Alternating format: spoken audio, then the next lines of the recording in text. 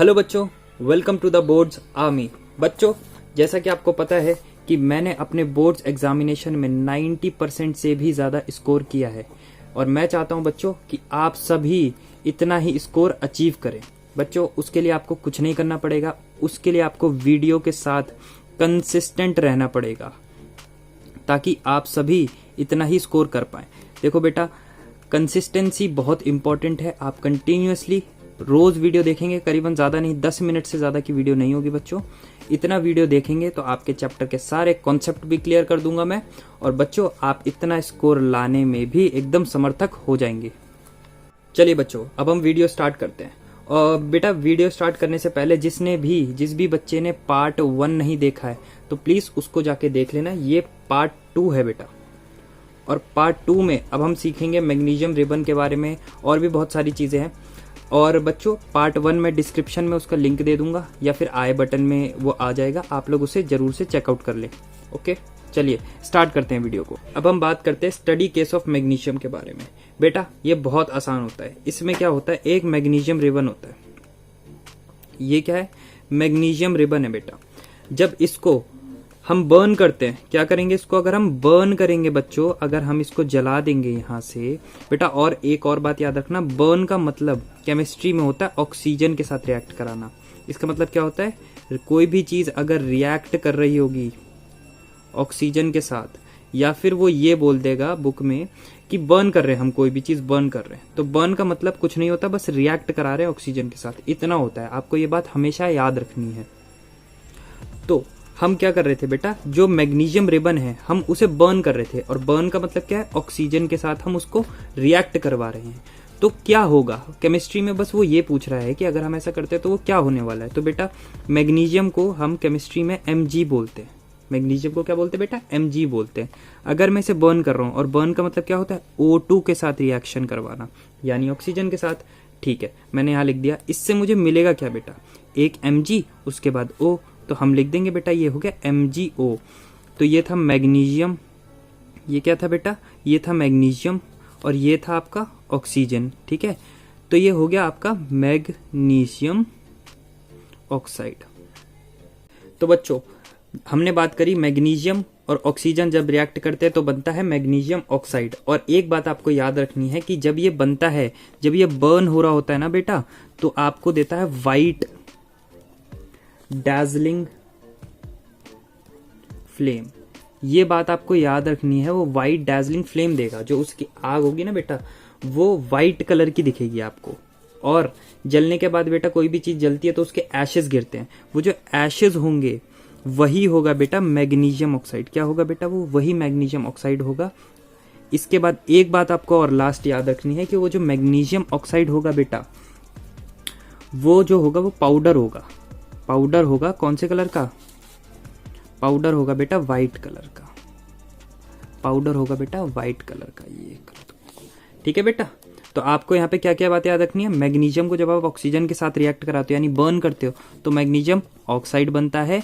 ये जब बन रहा होता है तो व्हाइट डैजलिंग फ्लेम निकलती है, और जो पाउडर बनता है वो व्हाइट कलर का ही होता है। चलिए बच्चों, अब आगे बढ़ते हैं।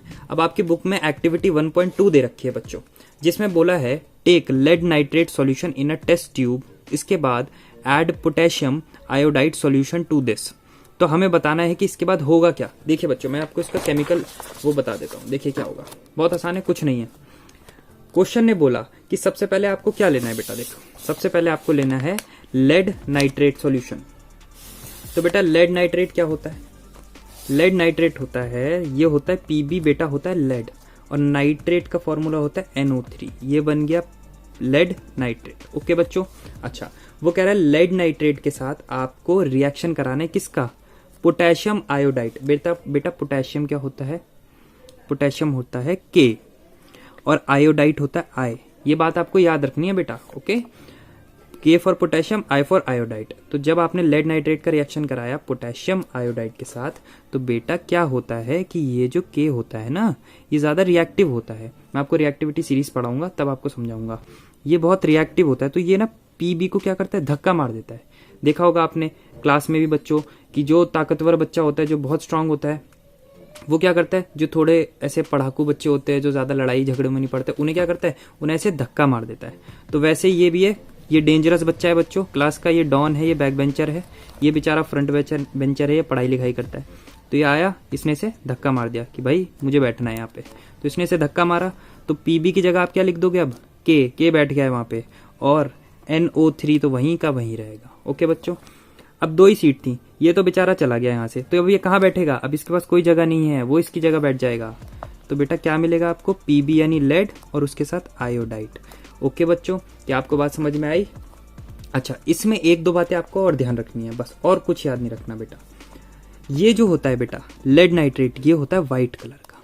कौन से कलर का होता है बेटा, व्हाइट कलर का। ये होता है आपका येलो कलर का। ये कौन से कलर का होता है, येलो। ये 2 बातें आपको याद रखनी है कि ये होता है येलो कलर का, लेड आयोडाइड बेटा होता है व्हाइट कलर का। ओके बच्चों, एक बात और लास्ट आपको ध्यान रखनी है, ये जो व्हाइट कलर की चीज होती है ना, ये इनसॉल्यूबल होता है बेटा, इनसॉल्यूबल होता है, इनसॉल्यूबल इन वाटर। इनसॉल्यूबल का मतलब जो घुले ना बेटा, और जो चीज केमिस्ट्री में घुलती नहीं है उसे बोलते हैं प्रिसिपिटेट। उसे क्या बोलते हैं बेटा, प्रिसिपिटेट। ओके, कि जो भी चीज घुलती नहीं है वही होती है प्रिसिपिटेट हमारी। ओके बच्चों, तो आपको मैं एक और बार रिवीजन करा देता हूं। चलिए बच्चों आगे बढ़ते हैं। अब हमें पढ़ना है characteristics of a chemical reaction. हमें कैसे पता चलेगा कि कोई भी रिएक्शन हुआ है वो केमिकली रिएक्ट हो चुका है या अभी होने वाला है। तो बच्चों अगर हमें पता करना है कि केमिकल रिएक्शन हो गया है तो उसके लिए 4 चीजें बताई हैं। या तो उसकी स्टेट बदल जाए, स्टेट पता है ना बच्चों, गैस, लिक्विड, जो सॉलिड हमने पढ़ी है बचपन से वो। अच्छा, सेकंड चीज वो कह रहा है कि कलर बदल जाए। आगे बोल रहा है कि इवोल्यूशन ऑफ गैस हो जाए या फिर वहां पे कोई गैस बन जाए। और उसके बाद लास्ट बताया कि उसका टेम्परेचर बढ़ जाए या घट जाए। ओके, चलिए अब मैं एक एक करके एग्जांपल दे देता हूं ताकि आप अच्छे से चलिए बच्चों, अब हम बात करते हैं चेंज इन कलर। तो चेंज इन कलर का एक एग्जांपल है बेटा, देखिए कॉपर ले लीजिए आप। कॉपर आपको पता है ना, मेटल होता है। कॉपर को अगर हम ऑक्सीजन के साथ रिएक्ट कराते हैं बेटा, कॉपर को हमने रिएक्शन करा दिया ऑक्सीजन के साथ, तो कॉपर, मैंने आपको पहले ही बताया ऑक्सीजन के साथ तो ऑक्साइड हो जाएगा। तो ये कॉपर है, ये ऑक्सीजन है, ये क्या हो गया, कॉपर ऑक्साइड। आपको ये याद रखना है कि बेटा कॉपर तो होती है ब्राउन कलर की, ये तो हमने देखी है, कॉपर होती है ब्राउन कलर की, पर कॉपर ऑक्साइड जो बनती है ना बेटा, ये ब्लैक कलर की होती है। तो यहाँ पे क्या हुआ, चेंज इन कलर हुआ। इसी की बात मैं कर रहा था, अगर कलर बदल जाए तो हमें पता हो जाना चाहिए कि हाँ भाई केमिकल रिएक्शन हो गया, या फिर उसकी स्टेट बदल जाए या फिर उसका रंग बदल जाए। चलिए बच्चों अब हम पढ़ते हैं evolution of gas. Evolution of gas के लिए आपने वाटर ले लिया बच्चों, ठीक है। वाटर लेने के बाद आपने क्या करा, इलेक्ट्रिसिटी बेटा पानी में पास करा दी। जब आप इलेक्ट्रिसिटी पास कराओगे तो बेटा इसके हाइड्रोजन अलग हो जाएगा और ऑक्सीजन अलग हो जाएगा, पहले जैसी फॉर्म में आ जाएगा। और आपको मैंने बताया ये लिक्विड फॉर्म में होता है, ये दोनों गैस की फॉर्म में होते हैं। तो बेटा ये एक, अब बात बताओ, इवोल्यूशन ऑफ गैस हुआ कि नहीं हुआ? पानी का धुआं बन जाना, हाइड्रोजन और ऑक्सीजन में टूट जाना, अभी गैस बन चुका है ना, तो यहाँ पे इवोल्यूशन ऑफ गैस हुआ है। या फिर ये भी कह सकते हैं कि चेंज इन स्टेट का जो मैंने एग्जांपल दिया ये उसका बिल्कुल अपोजिट है, तो आपको ज्यादा मेहनत नहीं करनी पड़ेगी याद करने के लिए। अपने लास्ट वाले टॉपिक पे आते हैं बेटा, चेंज इन टेम्परेचर। अब चेंज इन टेम्परेचर को हम कैसे करेंगे, देखिए इसका एग्जाम्पल लेते हैं। हम ले लेते हैं बेटा कैल्शियम ऑक्साइड। क्या ले लेते हैं, कैल्शियम ऑक्साइड। ये बेटा कैल्शियम है, CaO मतलब ऑक्साइड। तो कैल्शियम ऑक्साइड को हमने ले लिया और इसमें हमने वाटर डाल दिया बेटा, H2O। आपको पता होना चाहिए, सारे जितने मैं लिख रहा हूं बेटा, ये सारे केमिकल जो नेम है ये आपको याद करने हैं। ओके, ये कैल्शियम ऑक्साइड है, उसमें मैंने वाटर डाल दिया, तो बेटा ये क्या हो जाएगा, ये हो जाएगा कैल्शियम हाइड्रोक्साइड। ये बात आपको याद रखनी है, क्या हो जाएगा, कैल्शियम हाइड्रोक्साइड। इसके साथ साथ बेटा इसमें से क्या मिलेगा हमें, कैल्शियम हाइड्रोक्साइड में से हमें मिल जाएगी हीट।